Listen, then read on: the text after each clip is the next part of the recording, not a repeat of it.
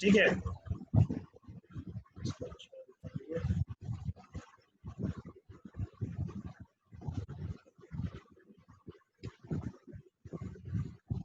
ठीक।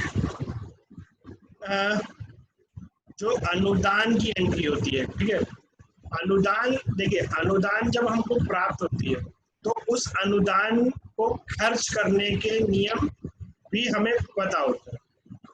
जैसे दो टाइप की अनुदान होती है, और देखिए समझिएगा, दो टाइप की अनुदान कैसे होती है कि हर अनुदान पे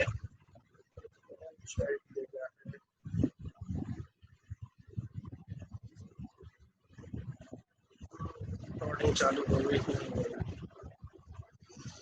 कैसे दो टाइप के अनुदान होते हैं हमारे,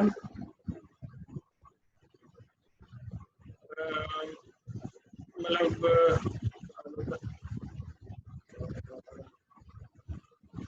चैट के चक्कर में भूल ही गया मैं क्या क्या बात कर रहा था। दो टाइप के हमारे अनुदान है, ठीक है। पहला अनुदान तो हमको प्राप्त होता है कि जो हम पूंजीगत व्ययों के लिए करें, ठीक। और दूसरे टाइप का अनुदान होता है एक राजस्व व्यय करने के लिए, ठीक। अच्छा, कुछ अनुदान जो हमारे पूंजीगत होते हैं और कुछ अनुदान हमारे राजस्व होते हैं। जैसे का एक छोटा सा एग्जांपल दे देता हूँ। जैसे आपका स्वच्छ भारत मिशन है, उसमें आपको, जैसे आपको सुलभ शौचालय बनाना है, तो वो आपका पूंजीगत हुआ। और वहीं पे स्वच्छ भारत मिशन में ही एक आपका आता है आईईसी, है ना, प्रचार प्रसार। तो ये एक तरह का रेवेन्यू ग्रांट है, ये एक तरह की रेवेन्यू ग्रांट है, मतलब राजस्व खर्चा करने के लिए जो हमको अनुदान प्राप्त होती है वो राजस्व अनुदान होती है। और जो पूंजीगत, जो संपत्ति पे लगाने के लिए होता है, जो आप जिसको संपत्ति बनाने के लिए अनुदान को इस्तेमाल किया जाता है, वो हमारी होती है पूंजीगत अनुदान, मतलब कैपिट ग्रांट, है ना, कैपिटल ग्रांट जिसे हम बोलते हैं। एक होती है रेवेन्यू ग्रांट और एक होती है कैपिटल ग्रांट। अच्छा, जब हमको अनुदान प्राप्त होती है तो उसके खर्चे के रिलेटेड रूल भी हमको मिल जाते हैं, उस खर्चे से संबंधित भी नियम हमको मिल जाते हैं, ठीक है। तो इसमें भी कुछ प्रकार की अलग टाइप टाइप की होती है। एक होती है जनरल ग्रांट्स। जनरल ग्रांट कहने का मतलब ये होता है कि जिसके रूल जनरली बने होते हैं। इसका एग्जाम्पल है सबसे अच्छा आपका पहला, मूलभूत, राज्य वित्त, रोड मरम्मत, और आपकी 14वां वित्त। ये जो चार ग्रांट होती है ना, ये बहुत जनरल ग्रांट होती है। ये जनरल ग्रांट कहने का मतलब क्या, इस जनरल ग्रांट में ये होता है कि आपको नियमित तौर पर मिलती रहती है, और सिर्फ ये बोला गया है कि इस ग्रांट से आपको ये रोड बनानी है, इस ग्रांट से आपको रोडें बनानी है, इस ग्रांट से आपको नालियां बनानी है, आपको मूलभूत सुविधाएं देनी है। सिर्फ ये जनरल रूल बोल दिया। आपको ये नहीं बोला कि फला कॉलोनी की फला सड़क पर इतने किलोमीटर की रोड बनानी है, ठीक है। अब वहीं पे स्पेसिफिक, यानी एक निर्धारित ग्रांट क्या होती है, निर्धारित ग्रांट होती है जैसे प्रधानमंत्री आवास योजना, ठीक, जैसे स्वच्छ भारत मिशन, ठीक, जैसे IHSDP, यानी किसी विशेष कार्य के लिए मिली हुई, किसी विशेष प्रकार के कार्यों के लिए मिली हुई ग्रांट, अनुदान को हम स्पेसिफिक बोलते हैं कि स्पेसिफिक चीजों के लिए ही खर्चा की जा सकती है। ये जो मैंने आपको स्पेसिफिक बोला, विशेष टाइप की जो ग्रांट होती है, ये कब किस कंडीशन में मिलती है आपको, जब आप अपनी DPR बनाते हैं। जैसे प्रधानमंत्री आवास योजना की ग्रांट लेने के लिए आपको DPR बनवानी होती है कि इतने इतने लोगों है हमारे यहाँ जो ये प्रधानमंत्री आवास योजना के तहत पात्र है इस पैसे को पाने के लिए। बिल्कुल ठीक है, ये ग्रांट स्पेसिफिक होती है। और जनरल ग्रांट ऐसी होती है कि आपको मूलभूत सुविधाएं बढ़ानी है। अब उसमें ये नहीं बोला गया कि मूलभूत सुविधाओं में आपको कितनी सड़क बनानी, कितनी रोड बनानी, बस आपको मूलभूत सुविधाएं बढ़ानी है, ठीक है। तो ये तीन चार बाइफिकेशन आप माइंड में अपने क्लियर रखिएगा। अच्छा, अब अनुदान प्राप्ति की एंट्रियां देख लेते हैं, ठीक है। तो अनुदान मैंने आपको बताया था कि जो अनुदान आपको मिलता है वो आपकी दायित्व होते हैं, मतलब वो लाइबिलिटी होती है जब तक वो खर्चा नहीं होते, ठीक है। तो हमको अनुदान बैंक में मिलता है सीधा, तो वो हम बैंक में एंट्री पास करते हैं, ठीक है। अच्छा, जब तक आपको ये ना पता हो कि वो कैपिटल ग्रांट है या रेवेन्यू ग्रांट है, स्पेसिफिक नहीं पता हो, जैसे क्या होता है मूलभूत में, मूलभूत तो हमको मान के चले 10 लाख रुपए मिल जाता है, लेकिन उसमें ये नहीं होता कि इतनी ही रेवेन्यू खर्चा करना है और इतना ही कैपिटल खर्चा करना है। ठीक है, तो वो आपको पता नहीं होता है जब आपको वो प्राप्त होता है। वो आपको पता कब चलता है, वो आपको पता कब चलता है कि ये रेवेन्यू में इस्तेमाल करनी है, जब आप उसे इस्तेमाल कर लेते हो। बिल्कुल सही बोल रहा हूँ? किसी को इस चीज में डाउट है कि जब आप रेवेन्यू ग्रांट इस्तेमाल करते हो तभी आपको पता चलता है कि इतना रेवेन्यू रहेगा। ठीक है, तो इसलिए जब भी आपको अनुदान प्राप्त हो, मेरा ये सजेशन है अकाउंटिंग अच्छी रखने के लिए कि आप उसे कैपिटल ग्रांट ट्रीट कीजिए। कैपिटल ग्रांट ट्रीट कीजिए जब तक आप उससे खर्चा रेवेन्यू ना कर चुके हो। इसका मोटा मोटा मतलब ये है कि जैसे मान लीजिए कि आप लोगों को कैपिटल ग्रांट ट्रीट करना है। एक मिनट में आपको एक चीज बताता हूँ।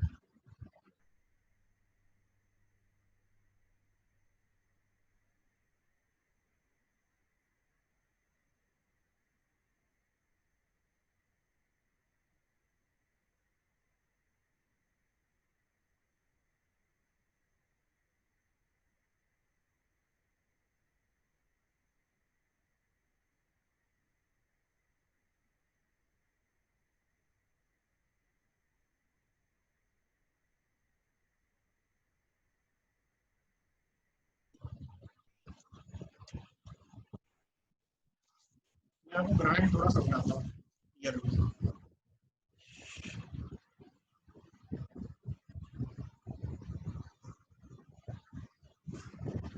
आपको अभी बोर्ड दिख रहा है?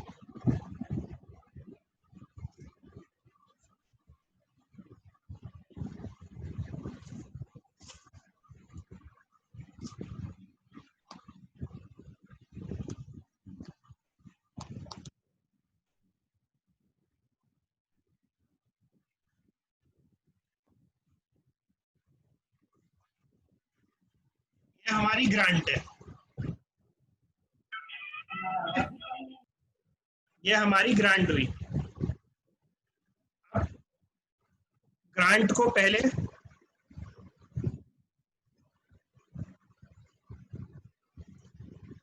दो चीजों पे हम बांट लेते हैं। एक होती है हमारी कैपिटल, ठीक,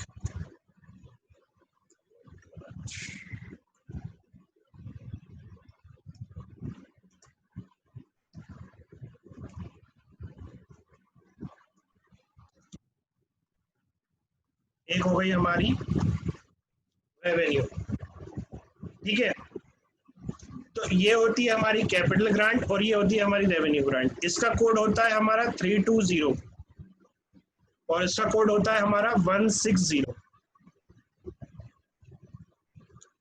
ठीक है, अब होता क्या है, जब हम ग्रांट रिसीव कर रहे हैं अपनी, हम अपनी ग्रांट जब रिसीव करते हैं तो हम पूरी टोटल ग्रांट हम इस पे रिसीव करते हैं।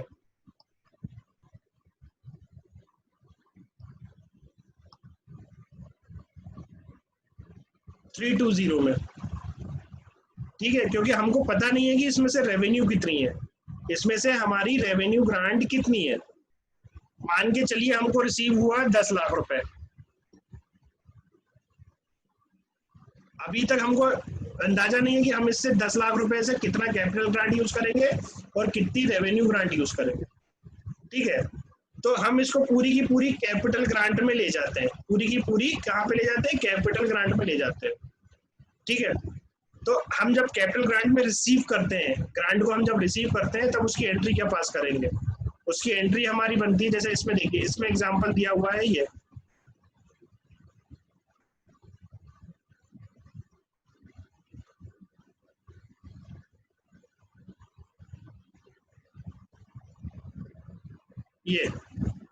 31 मार्च 2017 को राज्य शासन से 15 लाख रुपए अनुदान से प्राप्त हुआ। रुपए 10 लाख रुपए विशिष्ट अनुदान के एवं 5 लाख रुपए राजस्व व्यय हेतु। यहाँ पे डिफाइन किया हुआ है कि 10 लाख रुपए विशिष्ट अनुदान के और 5 लाख रुपए राजस्व अनुदान के। ठीक है, यहाँ पे डिफाइन किया हुआ है। तो इसकी हम एंट्री करते हैं। इसकी हम एंट्री कहाँ पे करेंगे? अपनी टैली में करेंगे, अकाउंटिंग वाउचर में जाएंगे, F2 दबाएंगे, 31 मार्च में एंट्री करेंगे।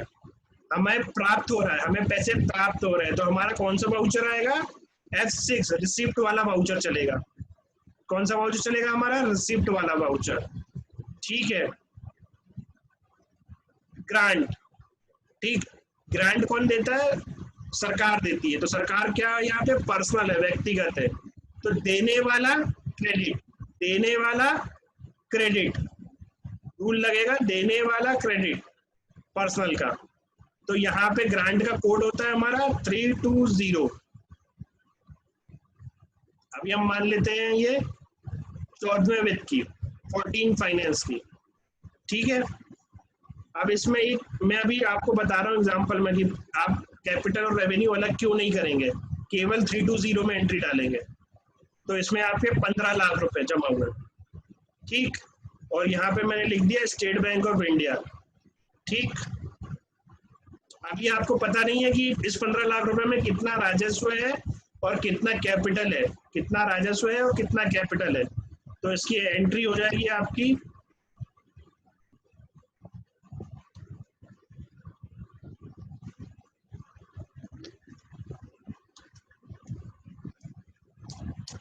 अनुदान प्राप्त हुआ। नरेशन में छोटे छोटे लिख रहा हूँ क्योंकि नरेशन आप लोगों को अपने हिसाब से जितना आप लोगों को समझ में आए उतना लिखिए। यहाँ पे मैं नरेशन सिर्फ अपने समझने के लिए लिख रहा हूँ और आपको समझाने के लिए कि हर एंट्री को डिफाइन कर देना चाहिए। ठीक है। तो मेरे को 15 लाख रुपए मेरे यूज हुए। ठीक है। 15 लाख रुपए मुझे ग्रांट के तौर पे मिले। ठीक। अब आ जाते हैं अपन अपने बोर्ड पे। अब अपन आ जाते हैं अपने बोर्ड पे, यहाँ पे वापस। तो अब हमने इस 10-15 ईयर्स को मान के अपन चले हैं। ठीक है। ये अभी हमारे 15 लाख रुपए। ठीक। इसकी हमने एंट्री क्या करी? इसकी एंट्री हमने करी बैंक अकाउंट डेबिट 2320, 15 लाख रुपए से। ठीक है। मैंने इसकी एंट्री अभी क्या करी, इसको मैं अच्छे से जरा करता हूँ।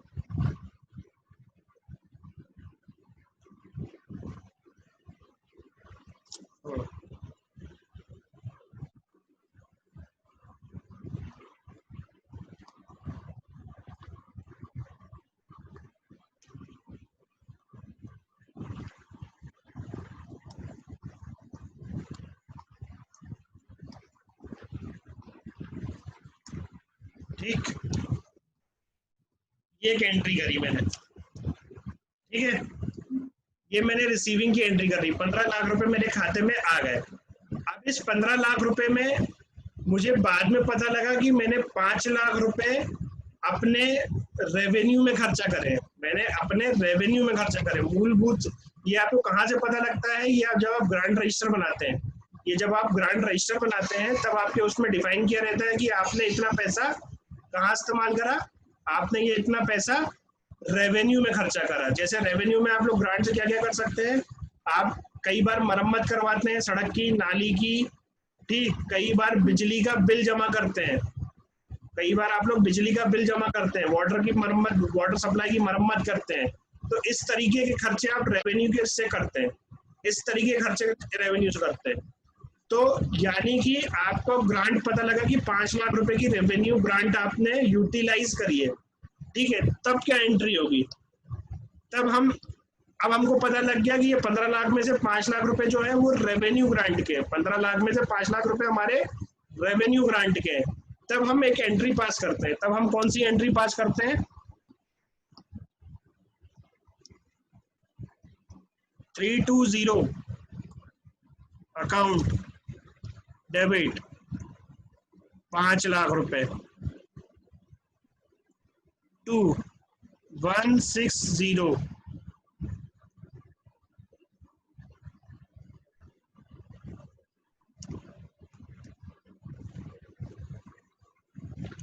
ठीक है, ये एंट्री आपको समझ में आई थोड़ी सी।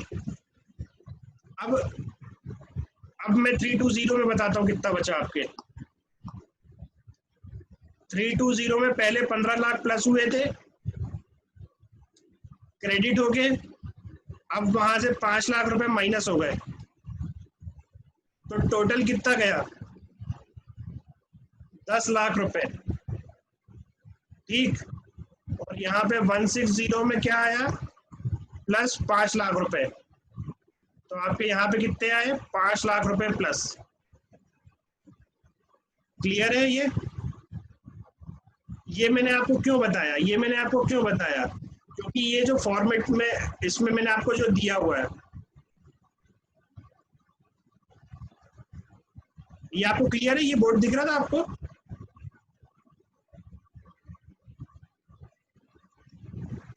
ये ग्रांट वाला क्लियर है? हाँ सर क्लियर है। ये मैंने आपको क्यों बताई एंट्री, देखिए, क्योंकि हमको पता नहीं होता है, ये तो एक प्रैक्टिकल क्वेश्चन दिया हुआ है, ये तो बुकिश बात है कि 15 लाख की ग्रांट प्राप्त हुई, 15 में से 10 कैपिटल अनुदान और 5 लाख रुपए राजस्व अनुदान। ठीक है, तो ये बुकिश बात हुई, हम यहाँ पे प्रैक्टिकल की बात कर रहे हैं, यहाँ पे तो हमको अनुदान का नाम ही नहीं पता होता है कई बार, है ना। तो इसीलिए मैंने आपको बताया कि जब भी आपको अनुदान प्राप्त हो तब आप एक सिंपल सी एंट्री, यही टैली पे जो ये वाली एंट्री है ये पास कीजिएगा, ये वाली एंट्री है ना, bank account debit to grant. ये एक्चुअली यहाँ पे क्रेडिट ऊपर होता है हमेशा और डेबिट नीचे होता है टैली में, तो आपको तो बस ये एंट्री पास करनी है, bank account debit to grant receipt में।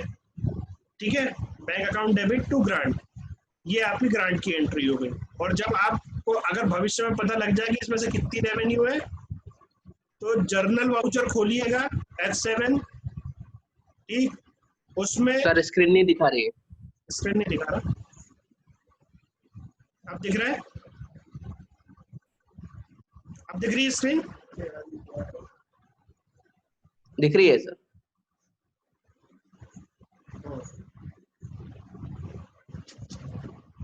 हाँ, तो तब आप क्या करेंगे, पहले आप ये एक मिनट पेज, अब ये एंट्री पास करी जब मैंने ग्रांट रिसीव करी 15 लाख रुपए की, अब मुझे उस 15 लाख में से 5 लाख रुपए निकालने हैं, तो पहले मैंने 320 को क्रेडिट किया, अब उसको मैंने कम करना है तो मैं उसको डेबिट करूंगा, तो मैं एंट्री क्या करूंगा, F7 पे, ये जो मैंने आपको इस पे दिखाई थी, अपने बोर्ड पे दिखाई थी मैंने आपको, ये वाली एंट्री, ये वाली एंट्री, ये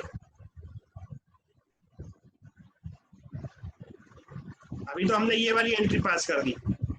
ठीक, तो ये वाली एंट्री अपन करेंगे,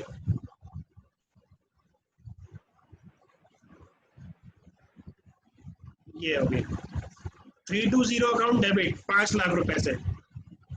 ठीक, इसके बाद 160 रेवेन्यू ग्रांट सेंट्रल गवर्नमेंट से 5 लाख रुपए, अनुदान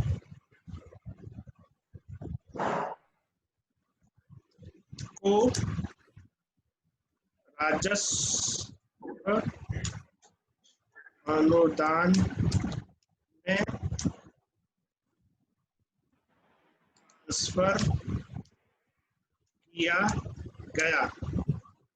क्लियर है ये बात, इसमें किसी को जो डाउट नहीं है, अपन इसमें बहुत टाइम लगा सकते हैं, ये ग्रांट है, ये ग्रांट बहुत इंपॉर्टेंट चीज होती है, और जब भी आप एंट्री करें अपनी कैश बुक में, तो रेगुलर इनकम, जो रेगुलर रिसिप्ट की एंट्री है उसको अलग रखिएगा और ग्रांट की एंट्रियों को बिल्कुल अलग रखिएगा। ठीक है, ये बात हमेशा आप ध्यान रखिएगा कि इस ग्रांट की एंट्रियों को बिल्कुल अलग रखिएगा। तो ये अनुदान प्राप्ति की हुई, अभी आपको सिर्फ अनुदान प्राप्ति की एंट्रियां बताई जा रही है, अनुदान कम कैसे करना है वो भी मैं आपको अभी आगे बताऊंगा, है ना। वो अपन जब एकदम लेवल पे पहुंच जाएंगे उस चीज को समझने के लिए, तब अपन उस एंट्री को करेंगे कि अनुदान बढ़ा तो ले रहे हो आप, अब अनुदान कम कैसे होगा, ये तो ट्रांसफर हुआ केवल, अब अनुदान कम कैसे किया जाए। ठीक है, तो ये तो आपने एंट्री कर ली अनुदान प्राप्ति की। अब अगले टॉपिक पे चलते हैं, अगली एंट्री अपनी कौन सी है, लोक निर्माण, ये भी एक बहुत इंपॉर्टेंट एंट्री है, ये भी अपनी बहुत सारी इंपॉर्टेंट एंट्री है ये वाली, ठीक है। लोक निर्माण में ज्यादातर जो निर्माण कार्य के बिल आते हैं, ये भी आप लोग बहुत चढ़ाते हैं, ठीक। और यहाँ पे अभी हमने को रिवाइज करना पड़ेगा अपनी basic classes, accrual basis, accrual basis, ठीक। तो एक्रूअल बेसिस पे क्या होता था कि जब हमारे वो बिल आ जाते हैं, जब हमारी वो देयताएं बन जाती हैं, तब हमको वो कार तब हमको वो खर्चे बुक कर लेने चाहिए, तब हमको वो खर्चों की एंट्री प्रविष्टि अपने खातों में कर लेनी चाहिए। तो मैंने आपको याद कीजिए कि जब वो एक एंट्रियां टिक मार्क कराई थी उधार में बेचने वाली, ठीक है, तो वही एंट्रियां यहाँ पे यूज होती हैं खर्चों में, कि जब बिल आता है, मतलब हर भुगतान की दो एंट्रियां होती हैं, हर भुगतान की दो एंट्रियां होती हैं। पहली एंट्री होती है उसका बिल चढ़ाने की एंट्री, जैसे आप लोग सैप में करते हैं कि उसका बिल चढ़ाते हैं, और दूसरी एंट्री होती है उसको भुगतान करने की, जब आप मायरो चलाते हैं, ठीक। मैं आपको कंपैरिजन इसलिए कर रहा हूँ क्योंकि आप लोग बेहतर तरीके से उस चीज को समझ सकते हो। उस चीज पहला होता है आपका बिल चढ़ाना, तो टैली में भी पहले बिल चढ़ाते हैं, फिर उसके बाद टैली में पेमेंट करते हैं, और आपके सैप में उसको मायरो चलाना कहते हैं कि मायरो चला दिए, मायरो रन कर देना, ठीक है। तो लोक निर्माण विभाग में किस प्रकार की एंट्रियां होती हैं वो अब अपन यहाँ पे देखते हैं, उससे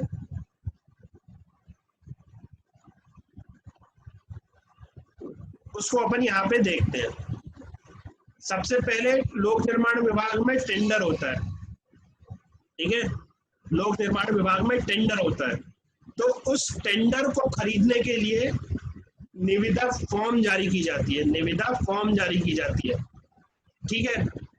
अब उस निविदा फॉर्म को जारी करने के लिए जारी तो कर देते, तो वो हमारी इनकम में आ गई।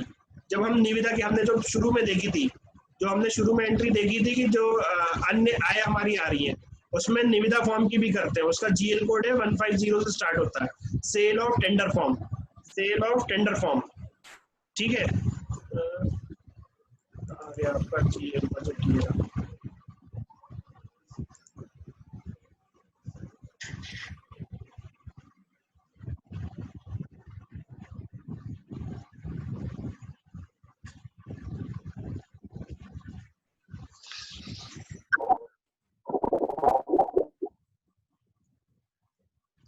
ये देखिए सेल ऑफ टेंडर फॉर्म, तो ये आपकी राइट साइड में, तो ये नॉर्मल एंट्री की तरह से आपकी इसकी एंट्री हो जाती है, बैंक अकाउंट डेबिट टू 150। अगर आप चाहें तो इसको एक साथ भी कर सकते हैं, रेगुलर डेली जो रिसिप्ट की एंट्री होती है उससे, ठीक है। हम बात करते हैं जो ईएमडी के पैसे आते हैं, जो ईएमडी के पैसे आते हैं, ठीक है। निविदा फॉर्म बेच दिया हमने, अब निविदा फॉर्म हमारे पास आती है, तो उस निविदा फॉर्म को हमेशा एंट्री करने के लिए आप एक बात ध्यान रखिए कि वो पैसे आपको वापस लौटाने भी है, वो पैसे आपको वापस लौटाने भी है, ठीक है। अभी क्या होता है कि अभी निविदा आती है, हम बैंक में लिख लेते हैं कि हमारे पास इतना ईएमडी धरोहर राशि इतनी आई, ठीक है, लेकिन हम ये नहीं लिखते हैं कि किस किस व्यक्ति की धरोहर राशि आई। कई जगहों पर वो रजिस्टर में मेंटेन करते हैं, कई जगहों पर वो रजिस्टर मेंटेन करते हैं, यहाँ पर हम उस पर्सन का अकाउंट मेंटेन करेंगे, उस पर्सन का अकाउंट मेंटेन करेंगे। तो यानी कि जब धरोहर राशि हमें प्राप्त होती है, जब हमको धरोहर राशि प्राप्त होती है, उस धरोहर राशि को प्राप्त में हमको बैंक में होती है, तो उसकी एंट्री में बैंक तो डेबिट होगा, जब बैंक प्राप्त होता है तब डेबिट होता है। क्रेडिट क्या होगा, वो व्यक्ति, क्योंकि वो देने वाला है, पर्सनल अकाउंट है, व्यक्ति को डिनोट करता है, ठेकेदार को डिनोट कर रहा है, वो दे रहा है इस समय, क्या दे रहा है, धरोहर राशि दे रहा है। क्या दे रहा है, वो धरोहर राशि दे रहा है, और धरोहर राशि हमारी क्या होती है, दायित्व होता है, धरोहर राशि हमको वापस लौटाना है, धरोहर राशि हमको वापस लौटाना है, वो हमारा दायित्व है, ठीक है। तो अब हम उस एंट्री को, जी सर अभी तो ऑनलाइन टेंडर लगते हैं, तो उसमें जो धरोहर राशि रहती है वो डायरेक्ट संचालनालय जाती है, और जैसे टेंडर हो जाते हैं तो ऑटोमेटिक उनके खातों में पहुंच जाती है ठेकेदार। सर अभी अपन छोटी छोटी वाली बातें कर लेंगे, छोटे छोटे जो टेंडर अभी भी नगरीय निकाय स्तरों पे होते हैं। हाँ, ऑफलाइन वाले सर। हाँ, ऑफलाइन वाले जो छोटे छोटे 1-1 लाख वाले होते हैं ना, क्योंकि पहले ये हाँ होते सर। थे, अभी भी कुछ कुछ ईएमडी जमा होती है, हाँ सर, होती है। ठीक है, अभी भी कुछ कुछ ईएमडी जमा होती है, ठीक। तो ये अपन छोटी छोटी वाली बात कर लें कि छोटे छोटे जो टेंडर होते हैं उसमें भी 1,500 इससे ज्यादा नहीं होता, लेकिन उसकी जी भी जी जी। रिकॉर्ड करना बहुत जरूरी है। तो जैसे इसमें लिखा है 1 सितंबर को कुल 12 निविदाएं प्राप्त हुई, 1,000 रुपए के हिसाब से 12 निविदा हुई, 12 ईएमडी के चेक हमको जमा हुए, ठीक है। तो हम यहाँ पे एंट्री कर ले, कितनी तारीख को हुई, 1 सितंबर को, 1/9 हमें बैंक में प्राप्त हुआ, बैंक प्राप्त हुआ तो रिसिप्ट की एंट्री होगी, ठीक है। क्रेडिट, अब ये हमारा, अब देखिए मेरा ये कहना है कि यहाँ पे 12 लोगों के नाम नहीं दिए, लेकिन अगर ईएमडी आपकी, देखिए ईएमडी नॉर्मली जो नगर परिषद में होते हैं वो लोकल ठेकेदार डालते हैं, तो वो 8 से 10 होते हैं, इससे ज्यादा नहीं होते, तो उनके नाम से आप मेंटेन कीजिए उनका ईएमडी अकाउंट, उनके नाम से आप उनका ईएमडी अकाउंट मेंटेन कीजिए। कैसे, जैसे मान के चलिए एक ठेकेदार है अनिल गौर, हमने ऑल्ट सी दबाया, शॉर्टकट लेजर क्रिएशन, नाम लिखा अनिल गौर, यही हमारे यहाँ रेगुलर काम भी करता है, यही सभी टेंडरों में ये टेंडर डालता है, तो मैंने इसके आगे लिख दिया ये ईएमडी का खाता है, ये उसकी अमानत राशि का, आप चाहे तो इसको अमानत राशि भी लिख सकते हैं, ठीक है। अमानत राशि का जो कोड होता है वो मैं आपको बताऊं, वो अमानत राशि का कोड होता है 340,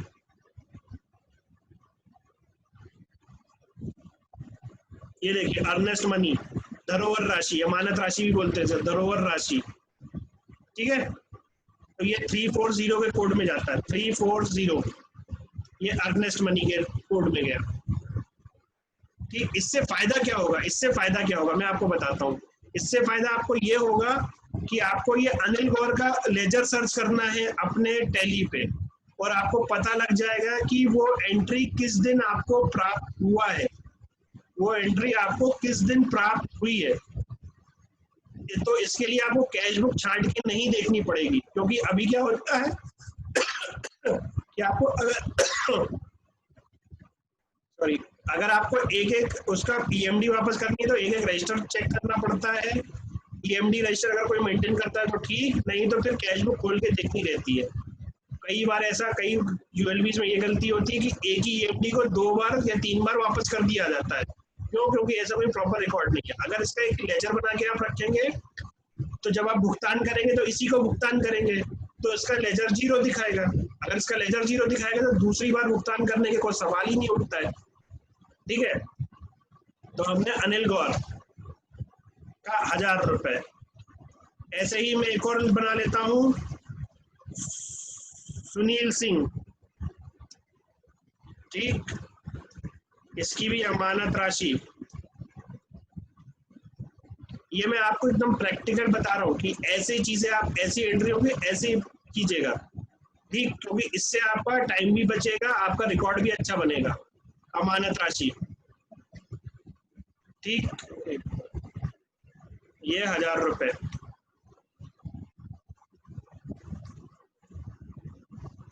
फिर एक हो गया अमर सिंह,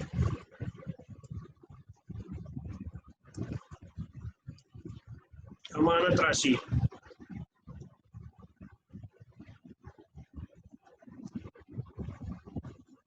₹1,000। अभी उसने 12 लोगों का बोला है, हम 3 ही लोगों का मानेंगे कि 3 लोगों ने टेंडर जमा करा है, ठीक। बैंक में आया सीधा हमारे, हमने बैंक में चेक मिला हमको, बैंक में आ गया हमारे, ये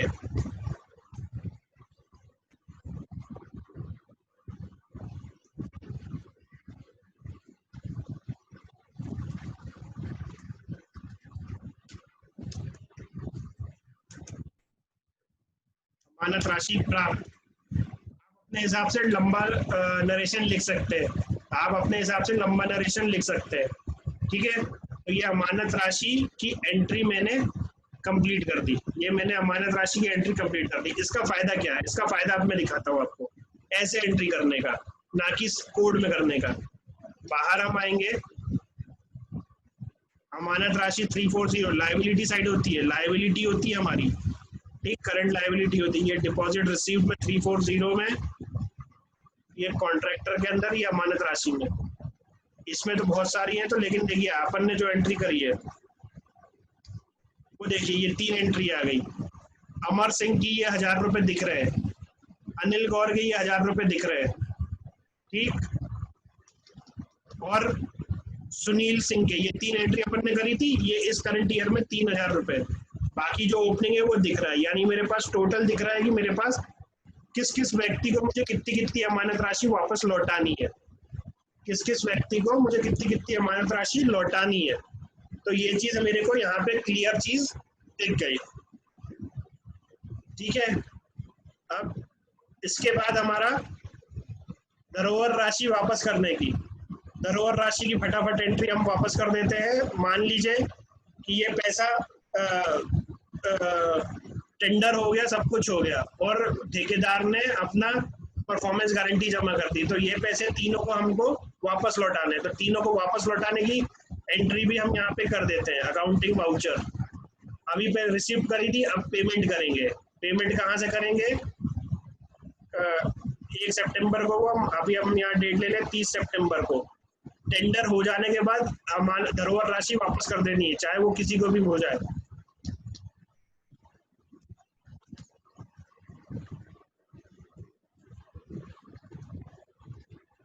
ठीक है, डेबिट पहले उनसे लिया था तो उनको क्रेडिट, अब पहले वो देने वाले थे, अब वो प्राप्त कर रहे हैं। अब वो क्या प्राप्त कर रहे हैं? वो हमसे बैंक प्राप्त कर रहे हैं। तो हमने क्या करा, अनिल गौर को 1000 रुपये वापस,